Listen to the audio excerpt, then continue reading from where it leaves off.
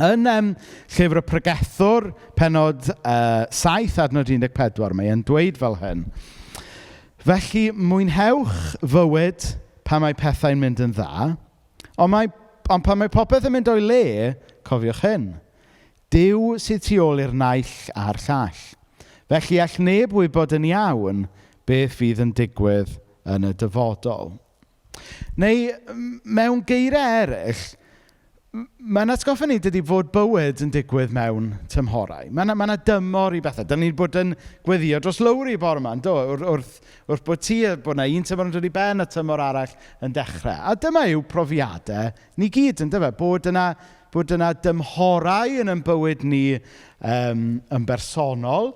A dyna ni'n gallu dweud hefyd fod yna dymhorau ym mywyd eglwys. Chyn ni hyd yn oed dweud fod yna dymhorau yn hanes cenhedloedd ac yn y blaen. Ac un o'r themau sy'n codi mewn sawl lle yn y Beibl yw fod Duw yn caniatáu gwahanol dymhorau yn ein bywyd ni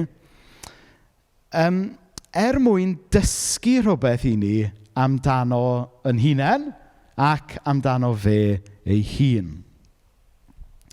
Pam bod Duw yn gweithio fel hyn? Wel, da ni ddim wastad yn gwybod. Mae yna ddirgelwch i hyn. Yn arbennig falle pan ni'n mynd trwy tymor anodd mewn bywyd. Ond ni yn gallu dweud wrth edrych ar sawl lle yn y Beibl a gwybod o'n profiadau ni fel Cristnogion, fod Duw rhywsut hyd yn oed yn gallu defnyddio tymhorau anodd bywyd i ddysgu rhywbeth i ni. Nawr, dwi eisiau gwneud un peth yn glir cyn mynd ymlaen. Dwi ddim yn credu fod Duw yn fwriadol yn danfon ni mewn i dymhorau anodd mewn bywyd. Mae rhai Cristnogion yn credu hynny, ond dwi yn credu fod popeth da yn dod gan Dduw, a bod popeth drwg ac anodd yn dod oherwydd bod ni'n byw mewn byd toredig, byd sydd wedi syrthio. Felly, dwi ddim yn un o'r pobl yma sy'n meddwl, pan mae rhywbeth anodd, mae Duw sy'n deliberately wedi danfon y peth anodd na i fywyd rhywun. Ond dwi yn credu fod Duw, serch hynny, yn gallu defnyddio tymor anodd, yn gallu defnyddio rhywbeth anodd sydd wedi digwydd mewn tymor yn bywyd rhywun, i ddysgu rhywbeth. Dysgu rhywbeth ynglyn a'n hunain ac am Dduw ei hun. Y reswm pam mod i'n dechrau bore yma drwy ddeud hynny yw, dyma oedd cyd-destun Eseia 55. Mi oedd cenedl Israel ar y pryd yn mynd trwy dymor anodd. Mi oedd y broffwydoliaeth yma ym Mhenod 55 wedi i ddatgan i Israel pan oedden nhw'n mynd trwy amser o galedu, pan oedden nhw'n mynd trwy amser o alltyd. Pan oedden nhw yn ddigalon, pan oedden nhw mewn caethiwed. Mewn cyfnod pan oedd eu dyfodol nhw yn ansicr a pan oedd bywyd yn anodd. Ond mae'r proffwydoliaeth yma, fel wnaethoch chi weld yn y darlleniad a fel byddwn ni'n gweld nawr, yn dangos sut mae Duw yn cymryd pobl sy'n mewn cyfnod o sychder, sy'n mewn cyfnod digalon, ac yn symud nhw i gael bywyd newydd. Ac yn wneud shift yn persbectif rhywun o fod mewn lle o sychder a hiraeth i brofi bywyd newydd, heddwch a llawenydd. So, wnaethoch chi sylwi falle yn adnod 1. Adnod 1 yn dechrau. Hei, os oes syched gynnwch chi, dewch at y dŵr. Os nad oes gynnwch chi arian, dewch beth bynnag. Prynwch a bwytwch, dewch. Prynwch win a llaeth heb arian. Mae am ddim. Pam gwariwch arian ar rhywbeth sydd ddim yn fwyd a'ch cyflog ar rhywbeth sydd ddim yn bodloni. So mae'r adnodau cyntaf yma fan hyn yn gwahodd ni fod yn real gyda Duw. Yn gwahodd ni jyst fod yn real ynglyn â lle dan ni arni. Os oes gynnwch chi fwyd, neu os oes ddim gyda chi fwyd. Os oes gynnwch chi fodd, os oes dim modd. Os yw dyddiau'n dda, os yw dyddiau'n anodd. Hynny yw, beth bynnag yw'ch circumstances chi, beth bynnag yw'ch sefyllfa chi, Dewch o flaen Duw just fel i chi. Dewch o flaen Duw a bod yn real ynglyn a'ch sefyllfa chi. Byddwch yn onest ynglyn a'ch anghenion chi. Ac, a falle bod pob un ohono ni bore yma'n dod o flaen Duw o le chydig bach yn wahanol. Falle bod yna rai pobl yma'n cario gofidiau materol, a fi ddim yn golygu materol yn yr ystyr negyddol, jyst real iawn, felly bod chi'n poeni am eich gwaith, felly bod na filiau ydych chi'n poeni ynglyn â talu. Felly bod na rhywun yn dod o flaen Duw bore yma yn cario rhyw bryder. Felly bod e'n bryder ynglyn â iechyd, felly bod e'n bryder ynglyn â rhyw berthynas anodd sydd yn eich bywyd ar hyn o bryd. Felly bod yna rhywun yn dod o flaen Duw bore yma'n cario rhyw boen, felly mae unigrwydd yw e. Ond beth bynnag i chi'n cario flaen Duw bore yma, mae yna wahoddiad jyst i fod yn real ynglyn â hwnna. Jyst felly bod ni'n cael yn anodd fod yn real gyda'n gilydd weithiau. Ond mae yna wahoddiad gan Dduw i fod yn real o'i flaen ni. A'r pwynt i'r adnodau cyntaf yw sylweddoli bod pawb yn gallu dod at Dduw just fel ydyn nhw. Does dim rhaid i chi, does dim rhaid i chi gael ducks chi gyd yn order. Na Gymraeg da i chi fyna. Does dim rhaid i chi gael eich bywyd mewn trefn cyn dod at Dduw. Does dim rhaid i chi fel bod rhaid chi sortio rhyw issues yn eich bywyd allan cyn dod at Dduw. Does dim rhaid i chi feddwl bod rhaid chi teimlo rhyw deimladau arbennig ynglyn â Duw cyn dod ato fe. Jyst dewch ato fe, just fel i chi. So dyna sy'n mae'r proffwydoliaeth yn dechrau. A sylwch literally'r gair cyntaf, hei! Os oes syched arnoch chi, dewch at y dŵr. Nawr mae Beibl.net wedi cyfieithu hwn yn dda iawn. So yn rhan fwyaf o gyfieithiadau Saesneg, y gair cyntaf ydy come. A mae come yn air, mae'n gair cynnes, yn dydy? Ond mae'n air eitha, tyfod, come, tyfod. Chi'n gwybod beth fi? Ond mae'n debyg fod y gair sy'n yn y gwreiddiol, mae'n air fwy awdurdodol na just, come. Mae'n, hei! Mae e'n rhyw fath o, neu fel, yo! Neu rhyw gair fel na bydde'n gyfieithu. Hynny yw, mae e'n dechrau gyda gair cryf mwyn dal sylw pobl a galw pobl allan o falle rhyw rut neu rhyw cycle maen nhw wedi cael eu hunan mewn iddo fe. A da ni yn dydyn yn gallu cael yn hunan mewn i cycles a ruts sydd ddim yn helpful.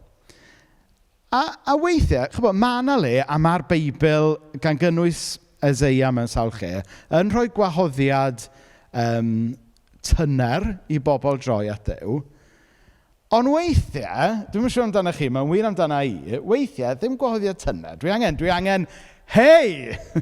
Dwi angen galwad. Dwi angen fy ngalw allan falle o rhyw unhealthy cycle dwi wedi cael fy hun mewn iddo fe. So mae'n ddiddorol dydy fod y broffwydoliaeth yma'n dechrau gyda galwad, gyda gorchymyn i gamu allan falle o cycle yn helpful a camu mewn i be mae Duw yn gwahodd ni iddo fe. Mae yna wake-up call yma gan y proffwyd ar ddechrau'r bennod. A mae e'n alwad i ddychwelyd at Dduw.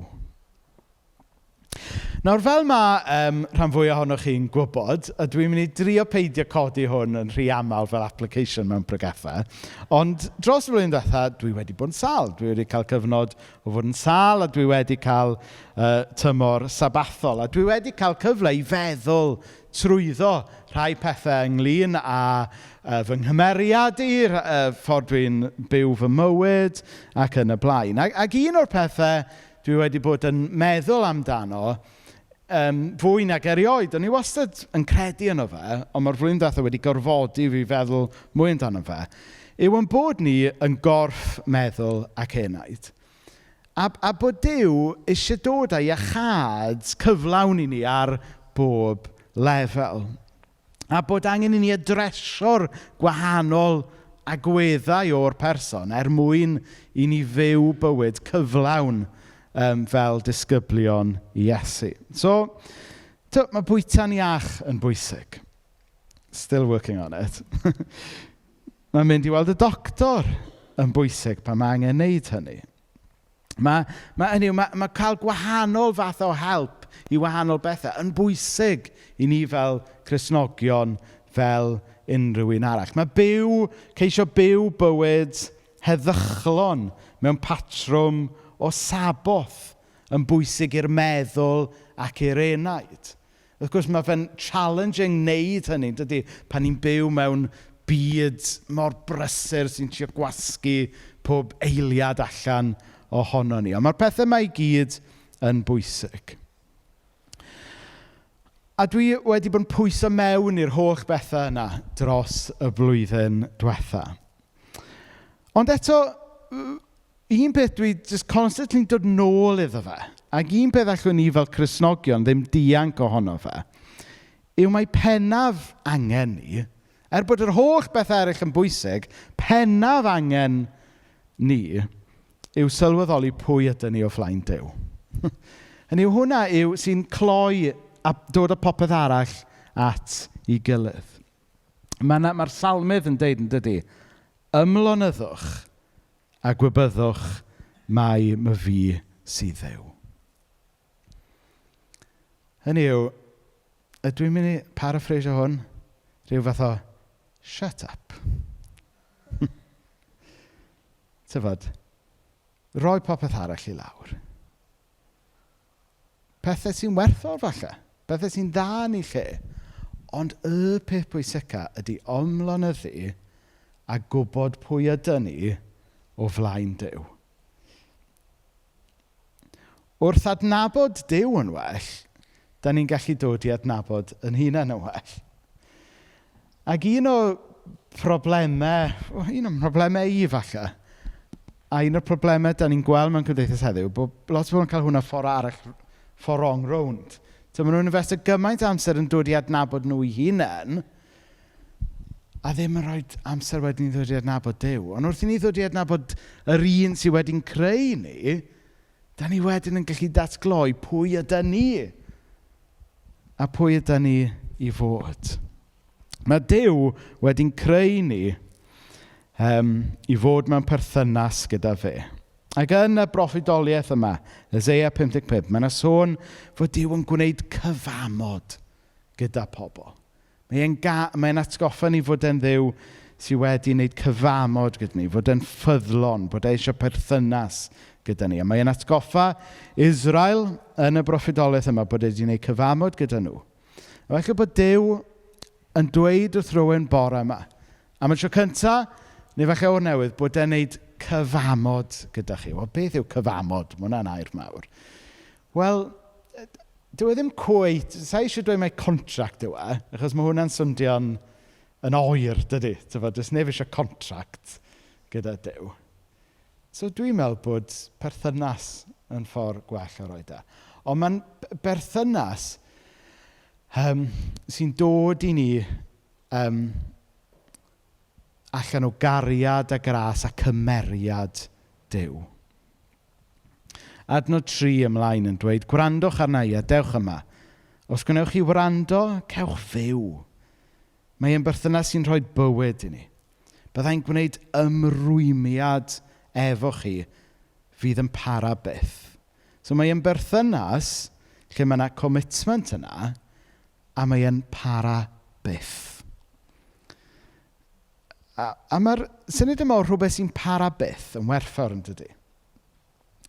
Achos da ni yn byw yn oes y ffads yn dydyn.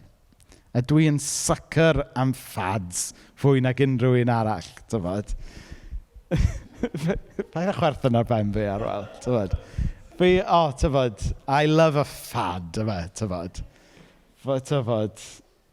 pobi bara, followed by keto diet, followed by mynd ar y beic bob bore, followed by ddim mynd ar y beic ers 6 mis.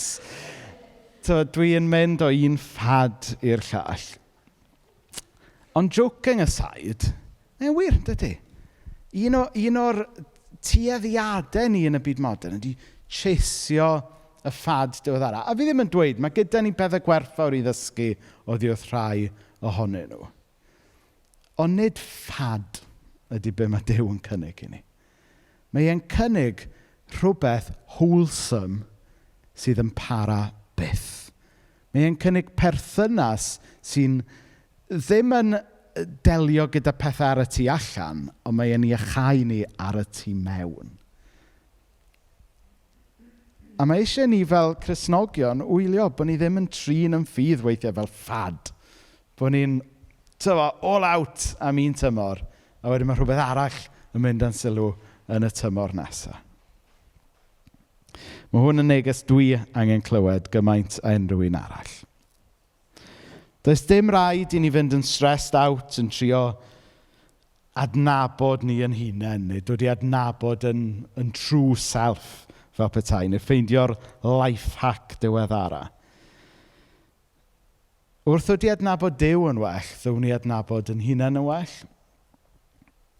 A'r ffordd o wneud hynny ydy ymlonyddu a gwybod mai fe sydd Dduw. Ond wrth gwrs rhan o hwnna yw be ni'n gweld wedyn adnod 6 ymlaen. Dewch at yr arglwydd tra mae ar gael. Galwch arno tra mae'n agos. Rhaid i'r euog troi cefn ar ei ffyrdd drwg, a rhai sy'n creu helynt ar ei bwriadau.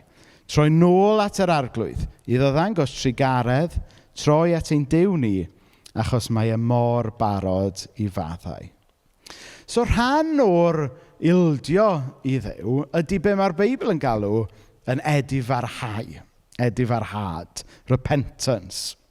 Hynny yw, y syniad bod rhaid ni droi cefn ar un ffordd o fyw a meddwl mwyn derbyn ffordd well Duw ar ein cyfer ni.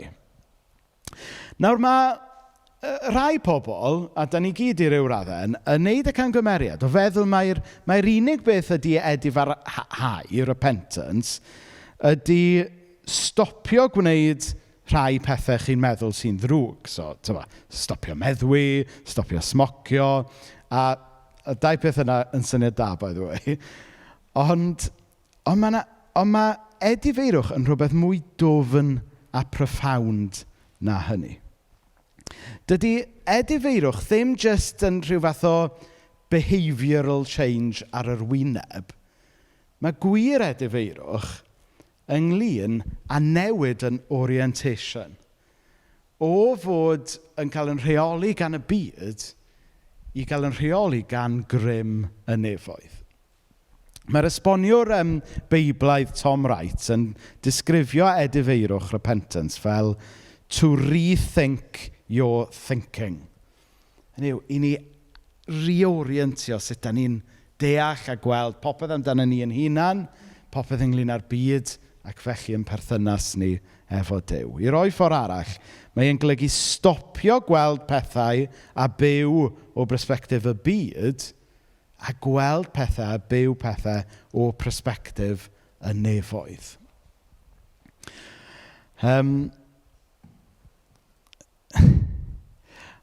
Os ydyn ni eisiau gweld gwir newid yn ein bywydau ni'n bersonol, os ydyn ni eisiau gweld gwir newid yn ein bywyd ni fel eglwys, ac eisiau gweld newid mewn cymdeithas yn fwy cyffredinol, dydy ambell i behavioural change ddim mynd i wneud e. Be sydd angen ydy edifeirwch. Sef bod ni'n troi o weld pethau mewn un ffordd i weld pethau yng ngoleuni y nefoedd. To rethink our thinking.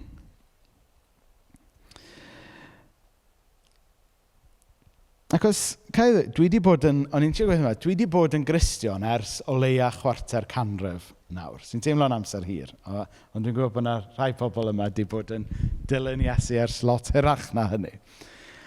Ac un beth sy'n bwysig i ni gofio yw fod edifeirwch, mae'n rhywbeth da ni angen wneud trwy'r amser. Dwi ddim fel, nes i edifarhau pan o'n i'n 15 oed a wedyn dwi'n iawn.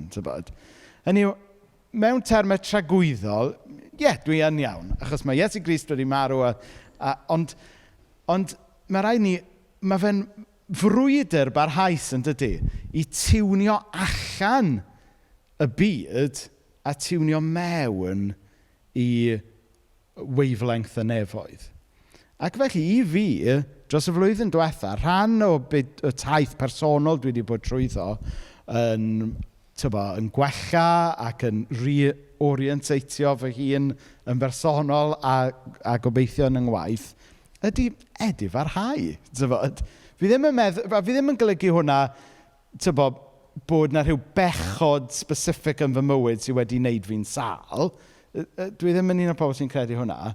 Ond dwi yn credu mae rhan o iechad ydy edifarhau a reorienteitio ffordd da ni'n gweld pethau, ffordd da ni'n deall pethau, o sŵn y byd i grym a teyrnas y nefoedd. A be sy'n digwydd yr ochr arall? Wel, adnod 12 ymlaen. Byddwch chi'n mynd allan yn llawen ac yn cael eich arwain mewn heddwch.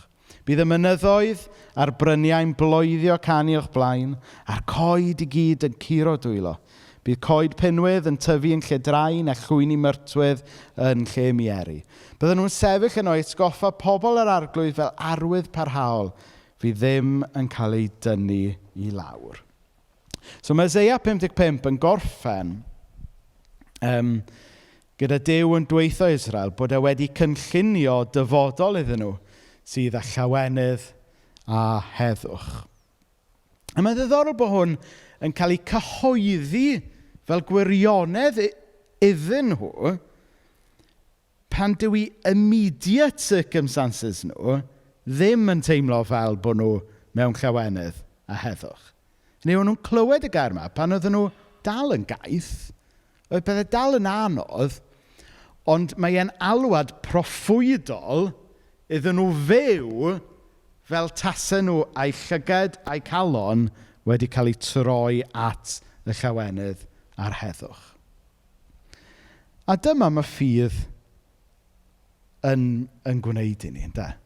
Mae ffydd yn golygu bod ni ddim yn gadael i'n immediate circumstances ni yn rheoli ni, ond yn hytrach bod ni'n gadael i'r gobaith sydd gyda ni y niw a'i addewidion effeithio'r ffordd da ni'n byw heddiw, hyd yn oed pan mae pethau'n anodd heddiw. Cofio Sian Rhys, ffrind i ni, rhan fwy ohonoch chi'n adnabod Sian, yn deud, dyle'r Cristion fod yn thermostat ac nid yn thermometer.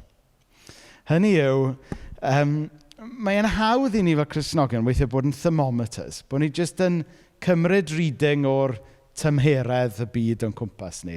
Ac os ydy'r byd yn negyddol, da ni yn negyddol. Os ydy'r byd yn ddigalon, da ni yn ddigalon.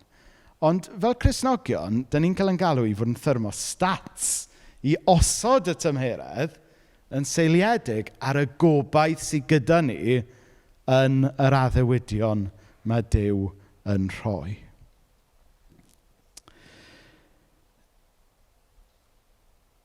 Richard Rohr wedyn yn dweud fel hyn, faith isn't for overcoming obstacles, it's for experiencing them all the way through.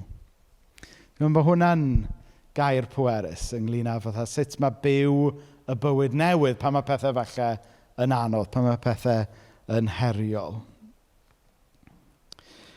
Achos dyw ioldeb a'r bywyd newydd, dyw e ddim yn digwydd yn ddamweiniol. Dyw sy'n rhoi bywyd newydd i ni, Dyw sy'n rhoi llawenydd i ni, Dyw sy'n rhoi heddwch. Ond mae rhaid i ni fod yn active participants ynddo fe. Mae rhaid i ni gamu mewn i'r hyn mae Dyw yn cynnig i ni. Mae'n digwydd wrth i ni gamu mewn i'r bywyd newydd, wrth i ni ddysgu byw bywyd mewn rhythm gyda'r Duw a'n creuodd ni. Mae'r bywyd newydd yn dod i ni fel rhodd, ond mae rhaid i ni agor yr anrheg.